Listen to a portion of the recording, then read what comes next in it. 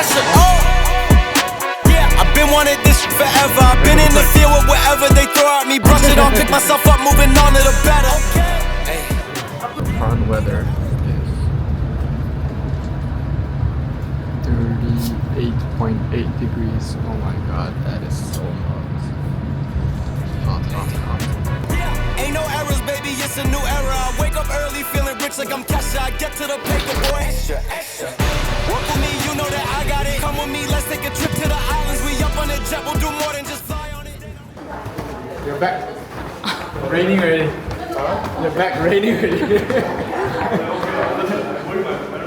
You gon' die on it. Baby, I'm not one of them. You should. And so this is my thoughts about Fresh Plus, the factory visit. So they are quite big. They just got bought off by CJ, the biggest conglomerate for food manufacturing in Korea, but so it was previously not a very automated company, and so when they got bought over, they're still in the process of manufacturing and not really changing so much of the current operations, as they still have to take some time to buy land, buy buildings and stuff like that. And then what we found was very interesting was the culture of like the different companies that work. So Dongwon is like super happy to do like 300 kilos of OEM projects or whatever it is, as long as they just create the volume. Whereas for CJ, for Fresh Plus, they were like, our MOQ is 40 feet container or 20 feet container, which is like 20,000 kilos to 10,000 kilos, which usually only the big companies can take. And like small companies usually can't afford a 10 ton delivery order, right?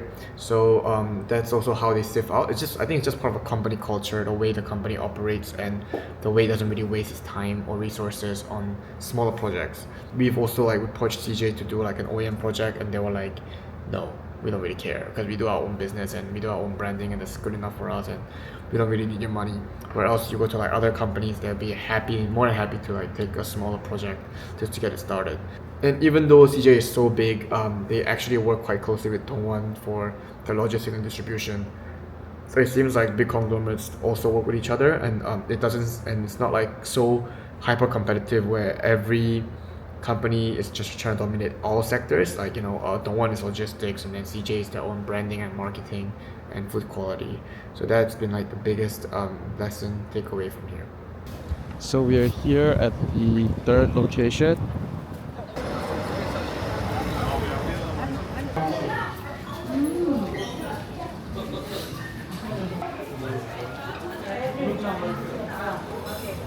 Oh, is it?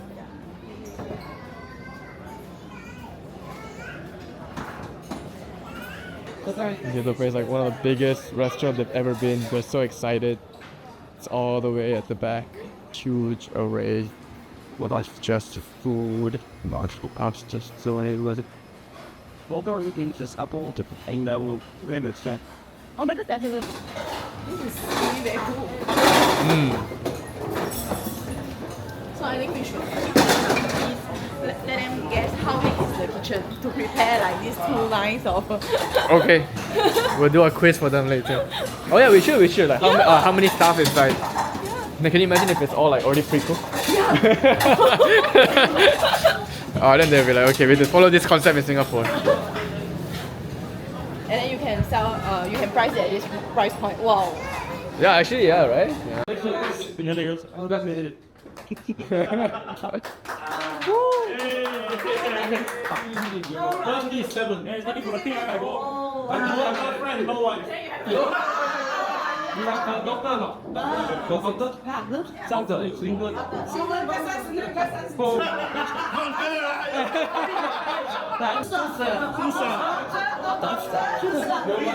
Very modern.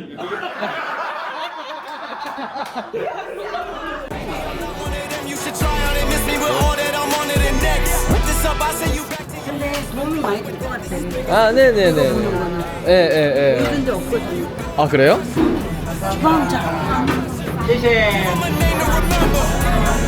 Hey, let's see how you do under pressure. Let's see how you do under pressure. A moment can live on forever. Yeah. Oh, they don't let me shoot a whole clip. Firepower in this. 여기에서는 이제 뭐 볶음류나 이런 튀김 같은 거 고수지랑 Like the breakfast, 아유 So how many slots is there in Korea?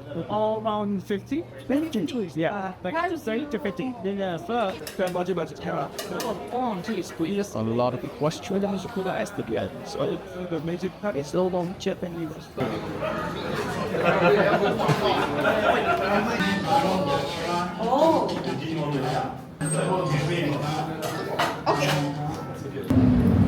So we just finished our welcome dinner. Very, very funny. There's a lot of drinking, a lot of I guess F&B people are always very funny and energetic. So that's a bit of fun time. I had a bit of drinks. Now I'm off back to the hotel to have a rest, a little early rest, because I'm a little tired. And also have to meet a friend. So after that, it's already 9 p.m. So just gonna do like a quick catch up, maybe an hour or two. Then after that, I'm gonna go back hotel and make sure that I wake up in time for tomorrow. So let's go! So Gourmet Square is super interesting because they have over like 200, 100 items where they display and they sell every time. And the first thing that we saw was that there was a queue outside, so we thought it was full house, but actually it was like maybe half empty or like 60% full. And they just keep a waiting list outside for one, marketing purposes, where you have perceived value of the customer, and two, so that the employees are not overstretched, so they can still give a good customer service to the rest of the customers in the restaurant itself. So that's also how they kind of control their service quality.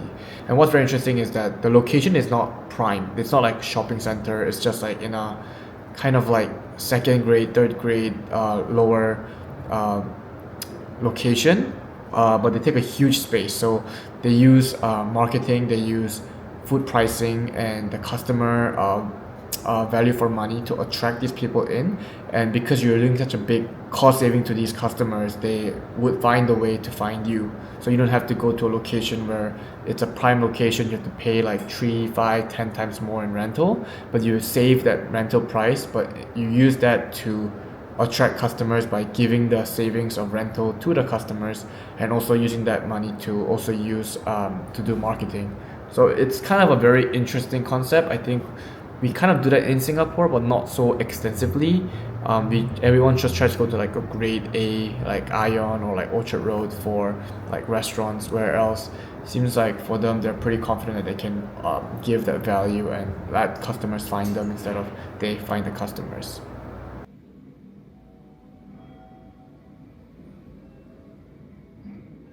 Day 2 of the tour today. We're gonna be heading. It's already like 7:45. The lift is being a bit late. We're gonna head up to the other 2 factories today, and then it'll be another long day. We will end today, luckily for us, at 6. This is Ruben. Hello, Ruben. You going for breakfast? Yeah. What time? Just a drink. Oh, okay. I stand here and get the rest. Okay. Alright, so this is us walking in to our bus for the day. It's gonna be another good day. Hopefully see more factories, see good factories. Hello, do you wanna be in the vlog? Hello. Hello. This is Alvin. Morning. Morning.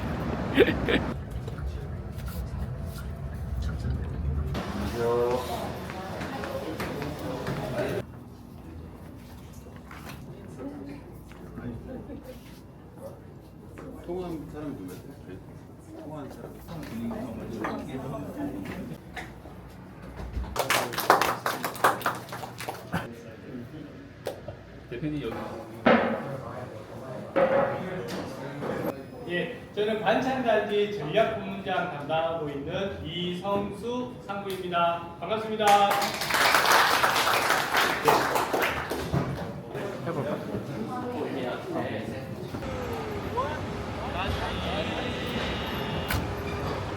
Right next to Coupon, and they're kind of giving us a new idea. We might just package our banchan into a nicer supermarket ready with barcodes. And then we'll do a new launch product, and Xiaohua will take it and distribute for me.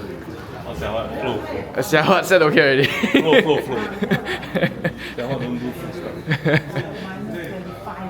So basically, we're looking to do something like this, or like pack it to the kimchi packaging, and then distribute.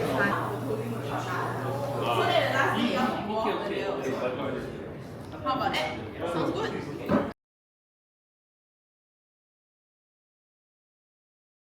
So for Banchan Danji, it's kind of like a heavily an OEM business where this is very, very focused on just branding and selling. So they are very, very big on online deliveries, Coupang, which is like the Shopee or Lazada of Korea. And they kind of focus more on the B2C side of things and then B2B. So Banchan being like a huge part of their business model. And not so much of kimchi, but purely just Banchan. And then when we ask about the production, they do most of the production in China. They have over like I think 10 or 20 OEM partners that manufacture for them, and then they package it into their brand and then they sell it. So it's very, very interesting where you are technically only using Korea as like a marketing hub, and then you use the production as and then production where it's very labor intensive, because generally speaking Banchan is super hard to make. There's not many automation machinery out there, and so because they can't get away with it, and they can't get away with even automation no matter how much money they have, I mean, maybe, and the huge variety that Banchan naturally is, they just take this project and then they put that money into an OEM partner in China where they have a lower cost of manufacturing, and then leverage that to sell it in Korean won, which is a very interesting and a very smart way to leverage branding and OEM as a business model. And now they're like about, I think they told us it was about $100 million a year. So imagine just a marketing company doing $100 million just because you are very, very good at marketing and sales.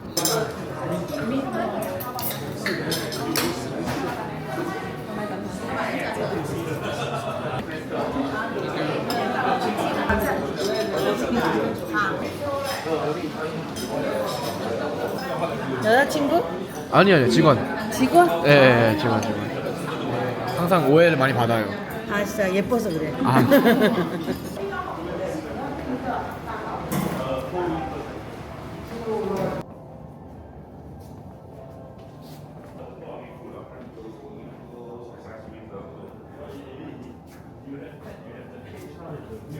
저희가 치킨을 그리고 자르고 굽기가 좀 어려우니까 양해를 좀 부탁드립니다. Today here at Group 1 pet food factory, fully automatic. So we're gonna see. We can't show you the inside, but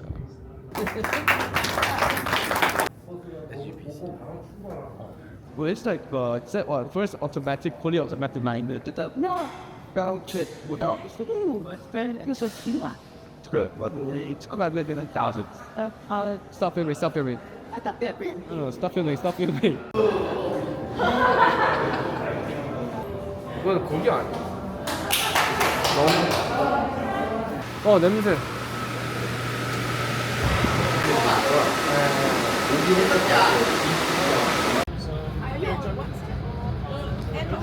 야, 이게 웨폰이야, 웨폰. 그치?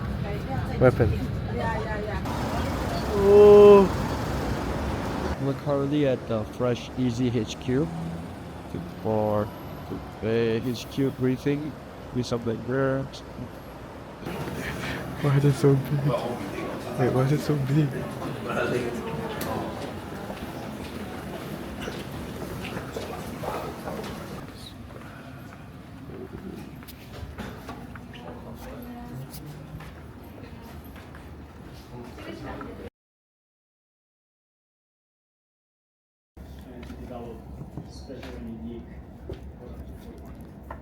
이 개발한 상품들을 국내 세계 생산 능력을 갖고 있는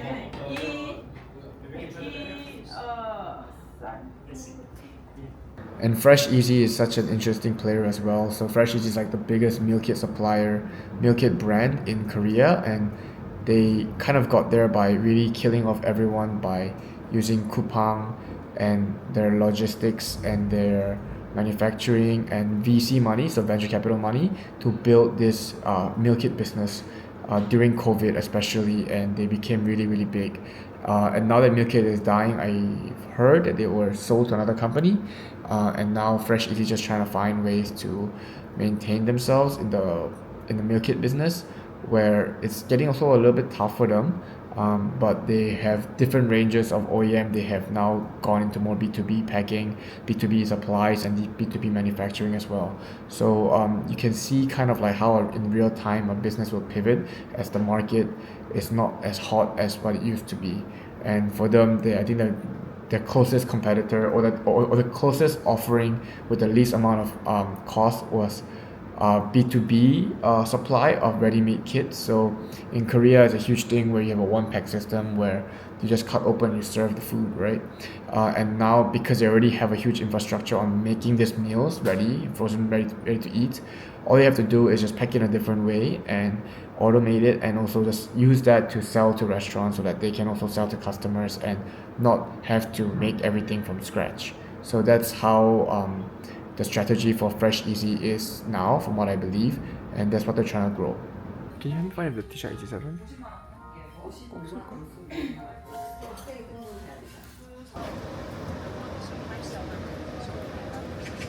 So we're here at the first location of the last day.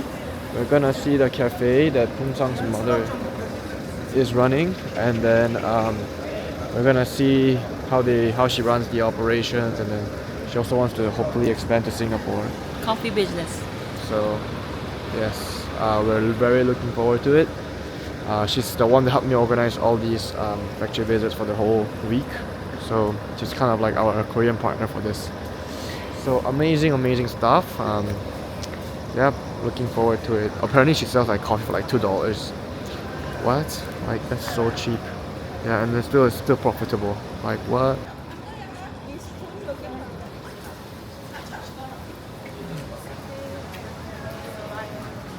Nice caffeine club.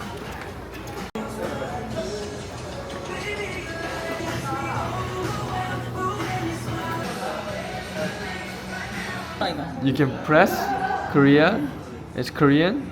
You press English, it's still Korean. Still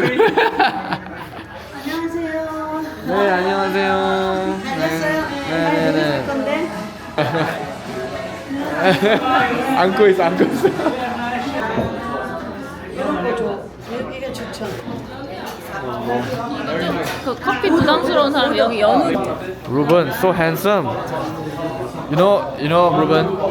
You never give me your Instagram yet. Then you give June Instagram. It's normal. It's at the same price with the other